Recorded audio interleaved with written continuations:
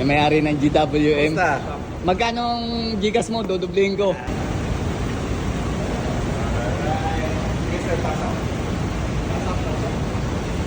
Binablog yung vlog nila. Yan. Nandito tayo sa tank. Itong tank na ito, GWM. Alright? Ayan yun. GWM. So, ito ay isang made in China pero ito yung sasakyan na ang taas ng rating sa ANCAP.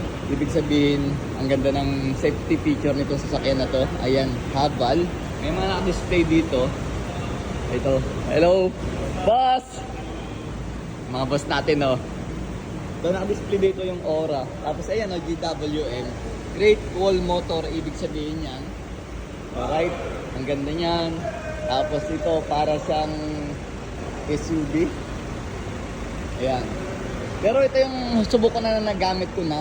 Ganito yung sinakayan ko nung papuntang Lingayen, Pangasinan. Dito ko yung sinakay yung aking big bike sa likod. Kaya napakaganda ng likod dito. Ang lawak. Dalawang big bike kasi dyan. Ito yung pickup na Canon. Ayan, oh. Hindi ko lang ma-identify kung 4x4 ito o 4x2. So ito bukas. Pasukin natin yung loob. Alright, ang ganda, oh. Yan, familiar nga ako dito sa sasakyan na to. Kasi nagamit ko na to dati. Yung kulay itim nito. Pagmasdan yung likod mga boss, oh. Yung legroom niya ay malawak. And then built-in na yung kanyang leather seat. Wala ka nang ipapakover pa. Diba? Ayan, oh. Naka-display talaga to dito. Iniiwan nilang buhay. Tapos nandito sa Foreigner. Right? Hello. Hey! Yung may-ari ng GWM. Basta. Magkano ang gigas mo? Dodoblihin ko. Kaya kasama natin yan. Ito yung tank 3. Alright, ang ganda, oh. Gray color. Pero yung tank 300, ito yung pinakamaganda talaga, oh.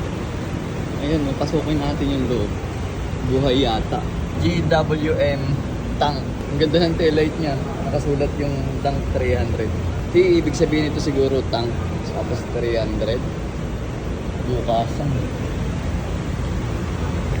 Ang lupit, oh. Wow!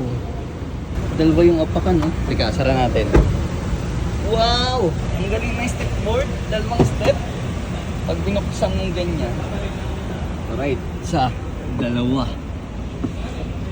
And then pagpasok mo dito, parang sinihan. Grabe. Ang panel, ang lawak, oh.